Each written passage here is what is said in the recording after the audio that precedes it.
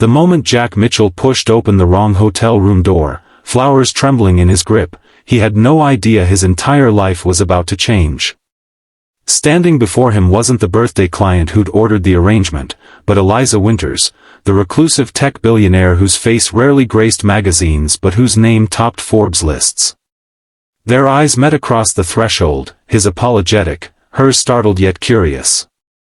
Neither could have predicted that this delivery mistake would lead them down the aisle just 1 year later. If you're enjoying this incredible true story of fate and second chances, please hit that like button and subscribe to our channel for more heartwarming tales that prove love finds us in the most unexpected places. Jack shifted nervously in the hallway of the Grand Meridian Hotel, double-checking the room number on his delivery slip. Room 1217. The bouquet of pink peonies and white roses felt heavy in his hands after a long day of deliveries. As the owner of Petal Pushers, the small flower shop he'd built from nothing after his wife's death 3 years ago, he rarely made deliveries himself anymore. But they were short-staffed today, and he couldn't disappoint a customer. His 7-year-old daughter Emma was waiting at his sister's house. He promised he'd be home in time to read her favorite bedtime story. This was his last delivery of the day. Jack knocked gently. When no one answered, he tried the door handle, surprised to find it unlocked. The hotel staff had assured him the birthday recipient was expecting flowers. He pushed the door open slightly. "Delivery for," the words died in his throat. The woman who turned toward him wasn't the elderly Mrs. Patterson celebrating her 80th birthday. This woman was younger, maybe mid-30s, with dark hair pulled back in a messy bun. She wore simple jeans and an oversized sweater, a stark contrast to the luxurious presidential suite surrounding her. Papers were scattered across the massive desk where she'd been working. "I'm sorry," Jack stammered. "Wrong room." The woman tilted her head, studying him with intelligent eyes. "Those are beautiful," she said, nodding toward the flowers. Her voice was soft but confident. "They're not, they're for someone else." Room 1217. "This is 1712, she replied with a small smile. "The numbers get transposed sometimes." Jack felt his face flush with embarrassment. "I'm so sorry for barging in." He was about to back out when she spoke again. "Wait." She hesitated, then asked, "Who are they for?" "Mrs. Patterson. 80th birthday." The woman's shoulders slumped slightly. "That's nice. Someone remembering her birthday." Something in her tone made Jack pause. There was a loneliness in her voice that resonated with him. He recognized it because he'd heard it in his own voice for the past 3 years. "I'm Jack," he said, not sure why he was introducing himself to this stranger. "Eliza," she replied simply. Neither knew in that moment that Eliza Winters, founder of Winter Tech and one of the wealthiest women in America, had spent her birthday alone in that hotel room, avoiding the spotlight as she always did, working instead of celebrating. Neither knew that Jack Mitchell, struggling single father and small business owner, would soon become the man who taught her that true wealth had nothing to do with money. After delivering the flowers to the correct room, Jack couldn't stop thinking about the woman in 1712. There had been something in her eyes, a familiar sadness that called to him. On impulse, he stopped by the hotel gift shop and purchased a small potted orchid. He scribbled a note, "Everyone deserves flowers on their birthday. Jack, the florist who can't read room numbers." He left it with the front desk, not expecting anything to come of it. The next morning, Eliza Winters stared at the orchid on her hotel room desk. It was the only birthday gift she'd received. Her assistant had sent a perfunctory email, her board members didn't know or care, and the few family members she had were long estranged. For years, she'd told herself it didn't matter. She had built an empire from nothing, revolutionized quantum computing, and amassed more wealth than she could spend in 10 lifetimes. Yet here she was, touched by a simple plant from a stranger. She picked up the hotel phone and asked for the number of Petal Pushers flower shop. Jack was arranging a wedding consultation when the shop phone rang. "Thank you for the orchid," said the voice on the other end. "It was my birthday." His heart skipped. "Eliza? I'd like to order some arrangements for my office. Could you deliver them personally?" That delivery led to coffee. Coffee led to dinner. Dinner led to Jack nervously introducing Eliza to Emma, who immediately asked if Eliza knew how to braid hair because Daddy tries but he's really bad at it.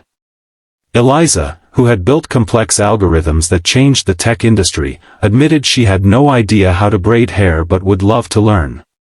That night, she watched YouTube tutorials for hours. Their worlds couldn't have been more different. Jack lived in a modest 3-bedroom house with toys scattered across the living room and Emma's artwork covering the refrigerator. Eliza owned penthouses in 3 countries that she rarely visited, preferring hotel rooms that required no maintenance or emotional attachment. "Why flowers?" Eliza asked one evening as they walked through the park, Emma running ahead to feed the ducks. Jack smiled, watching his daughter. "After Sarah died, Emma's mom, I couldn't find joy in anything. I was an accountant before, did you know that? Numbers all day. Then one day, Emma brought me this dandelion she'd picked. Just a weed, but she was so proud. It was the first time I'd smiled in months." He paused, remembering. "I started buying flowers for the house after that. Just small bunches from the grocery store. They made the house feel less empty. Then I started learning about them, what they meant, how to arrange them. When my firm downsized, I took my severance and opened the shop. Everyone thought I was crazy." Eliza nodded, understanding risk in a way few did. The best decisions often look crazy to others. "What about you?" Jack asked. "Why technology?" Eliza was quiet for a moment. "Control, I suppose. Systems do what you tell them to do. They don't leave. They don't disappoint you." She looked away. "My parents died when I was 12. Car accident. I went to live with an uncle who made it very clear I was a burden. Computers became my escape." Jack reached for her hand, and she let him take it. "Emma adores you," he said softly. "I've never been around children. I don't know what I'm doing." "None of us do," Jack laughed. "We're all just figuring it out as we go." Their relationship wasn't without challenges. The first time paparazzi photographed them together outside a restaurant, Jack was stunned by the headlines: "Tech billionaire Eliza Winters' new boy toy, gold digger or true love?" Emma came home from school crying because a classmate had shown her the article on their phone. Jack wanted to end things then, to protect his daughter, but Eliza surprised him. She showed up at his door that evening with determination in her eyes. "I've lived my life hiding," she said. "I've missed so much because I was afraid of people's judgments. I don't want to miss this too."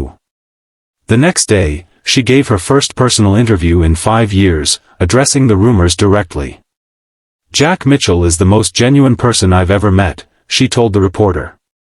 "He didn't even know who I was when we met. He owns a successful business he built himself.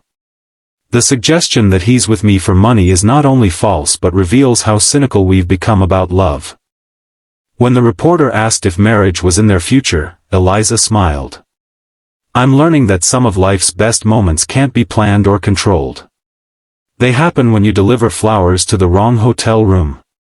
6 months into their relationship, Eliza faced a crisis at WinterTech. A security breach threatened their newest project, and she disappeared into 18-hour workdays. She canceled plans with Jack and Emma repeatedly, missing Emma's school play and their weekend getaway. After 2 weeks of barely hearing from her, Jack made a decision. He packed a picnic basket, picked Emma up from school, and drove to the WinterTech headquarters. The security guards recognized him and let them up to Eliza's office, where she sat surrounded by screens, her hair unwashed, dark circles under her eyes. "We're staging an intervention," Jack announced, setting up the picnic on her office floor. Eliza started to protest, but Emma ran to her with a drawing. I made this for you. It's us at the beach. Remember you said we could build a sandcastle? Something broke in Eliza then. She'd become exactly what she'd always feared, someone so consumed by work that she forgot to live. She looked at Jack, at the simple meal he'd prepared, at Emma's hopeful face, and realized she'd almost lost something precious by falling back into old patterns. "I'm sorry," she whispered, pulling Emma into a hug. "The sandcastle is going to be amazing." That night, after Emma was asleep in the guest room of Eliza's penthouse, Eliza confessed her fears to Jack. "I don't know how to balance all this. The company needs me. There are thousands of jobs at stake." Jack took her hands. "The company needed you these past 2 weeks, and you were there. Emma and I need you too, and we'll be here. It's not about perfect balance every day. It's about knowing what needs your attention most in each moment." "How did you get so wise?" she asked. "Single parenting," he replied with a smile. "You learn fast when a tiny human depends on you." The proposal came on a random Tuesday. No elaborate setup, no expensive restaurant. Jack and Eliza were in his kitchen making dinner while Emma set the table, arguing about whether dinosaurs could be pets. If they were small enough, Emma insisted, placing forks with careful precision. Even small ones would be dangerous, Jack countered, chopping vegetables. "I could train it," Emma said confidently. "Like how I trained you to braid my hair, Eliza."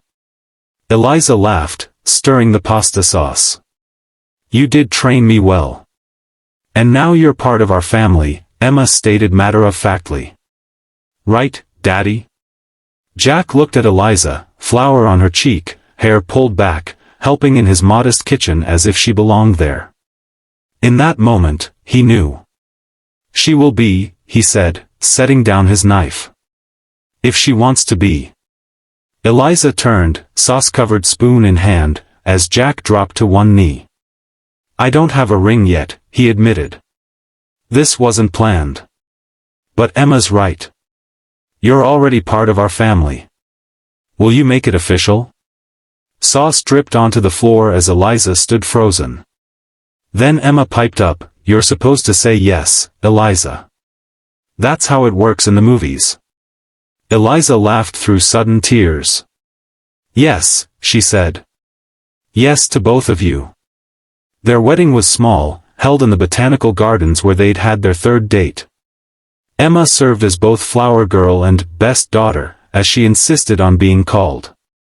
Eliza's employees were surprised to see their normally reserved boss radiant with happiness, dancing barefoot after removing her uncomfortable heels.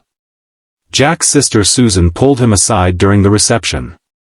"When you started delivering those flowers last year, I never imagined this would be the result." "Me neither," Jack admitted, watching Eliza teach Emma and her friends a silly dance. "But I'm grateful every day for that wrong room number."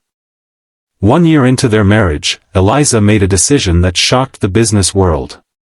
She stepped down as CEO of Winter Tech, remaining on the board but passing daily operations to her trusted deputy. "I want to be present for the life I'm building," she explained in her announcement. "Success isn't measured by stock prices or market share. It's measured in moments that matter." She used part of her fortune to establish a foundation supporting single parents starting businesses, inspired by Jack's journey. Together, they expanded pedal pushers into a thriving chain with a training program for parents re-entering the workforce. Their home became a blend of their worlds, Jack's warmth and Eliza's innovation.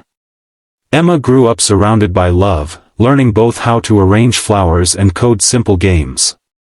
And every year on Eliza's birthday, Jack deliberately delivered flowers to the wrong address first, always room 1712 at the Grand Meridian, before bringing the real arrangement home to his wife. To beautiful mistakes, he would toast, as Eliza smiled at the man who had delivered so much more than flowers to her door. In a world obsessed with perfect plans and calculated risks, their story reminded everyone that sometimes, the wrong turn leads exactly where you're meant to be. If this story touched your heart, please like this video and subscribe to our channel. Remember that love often finds us when we least expect it, sometimes even at the wrong door with flowers in hand. Share in the comments your own stories of unexpected meetings that changed your life.